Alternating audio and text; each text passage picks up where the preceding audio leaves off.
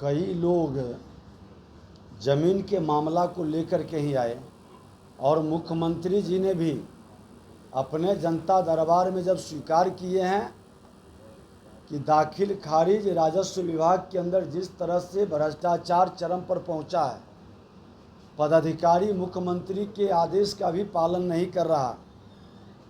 और कई लोग जो आए हैं उन्होंने बताया कि किस तरह से दोहन शोषण उनका हो रहा है दाखिल खारिज के मामले में। और बिहार के अंदर शिक्षा विभाग और शैक्षणिक वातावरण भी पूरी तरह से सरकार के दबाव में अघोषित आपातकाल की स्थिति से गुजर रहा है। और ये आपातकाल का वातावरण आज नियोजित शिक्षक के बारे में जो फरमान सरकार की ओर से अवर मुख्य सचिव ने जारी किए हैं कि जो विरोध करेंगे उन पर हम कार्रवाई करेंगे। आपने शिक्षक नियमावली में शिक्षक के हित में और व्यवहारिक विषय लाने की बजाय इसको लटकाने वाला भाव, इसमें धांधली, पारदर्शिता की जगह धांधली का ज़्यादा अवसर देने का और ये माहौल खड़ा करके सीईटी बीईटी के लोगों को इस तरह के शिक्षक बहाली में जिस तरह से खुलकर धांधली करना, ये निश्चित तौर पर सरकार की मंशा पर प्रश्न उठाता है। पेश करके कुछ लोगों को भेज दिया कि हम आंदोलन करेंगे और आंदोलन के नाम पर उनको बरगला रहा है। अरे सरकार को जिम्मेवारी लेनी चाहिए कि जो 3.5 लाख शिक्षकों की बात आपने किया था बहाली का, उसकी प्रक्रिया को सरल बनाते। जो सीटीईटी बीटीईटी के लोग थे, नियोजित शिक्षक थे, उसकी प्राथमिकता होती। जो परीक्षा पहले दे चुका उसकी परीक्षा का कोई जगह नहीं था। और ये परीक्षा के नाम पर, इंटरव्यू के नाम पर ये सब धांधली करने का खेल है। भाई भतीजावाद, दोहन शोषण करने का ये सब खेल है। और बहाली के नाम पर पैसे की उगाही का एक नया खेल शुरू हो रहा है।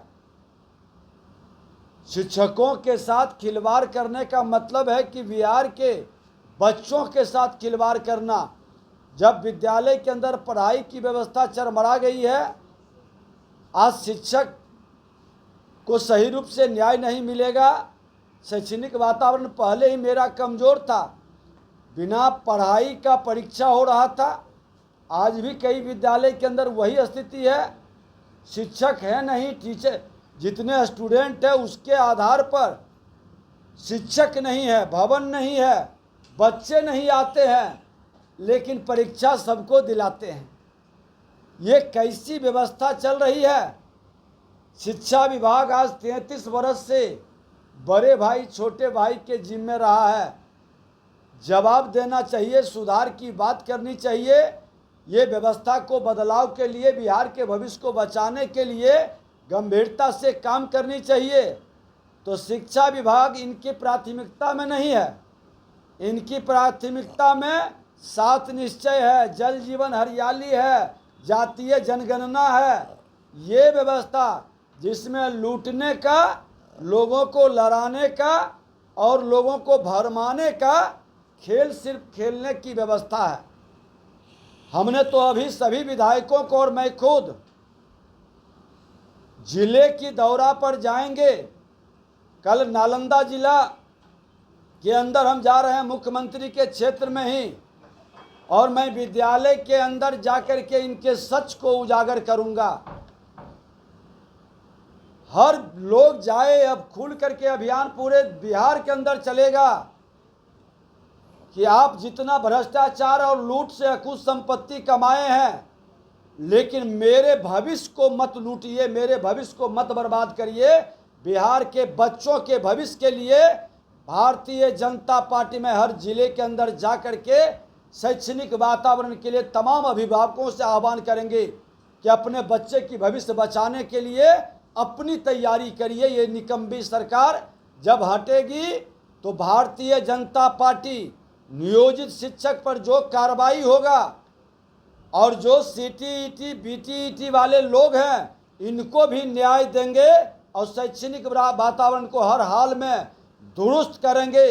सारे काम को रोक करके भी शिक्षा को संभालना हमारी जिम्मेवारी है। सत्ता में बैठे लोग अगर जो इतने निकम्बे हैं कि बिहार के ये ज्ञान विज्ञान की भूमि को बरगला रहे हैं, उन्माद फैला करके लड़ा रहे हैं, लेकिन अपनी जिम्मेवारी निर्वाहन नहीं कर रहे हैं।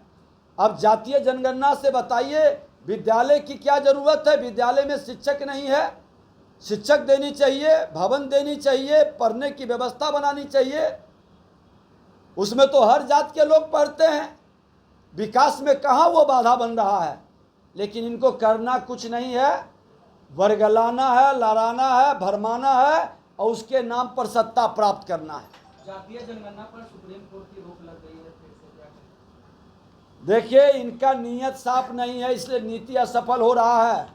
लेकिन अब सभी बिहारी को मिलकर के एक सूत्रीय अभियान पूरे बिहार के अंदर कि हमारा घर का विद्यालय, हमारा प्रखंड और जिला के अंदर प्राथमिक विद्यालय, मध्य विद्यालय, उच्च विद्यालय हर गांव के अंदर एक आंदोलन का रूप ले और एक आंदोलन के रूप में जब तक व्यवस्था नहीं हो सत्ताधारी दल को उस गांव में प्रवेश करने से रोके, और नहीं तो कहे व्यवस्था बनाओ तब प्रवेश करो गांव के अंदर।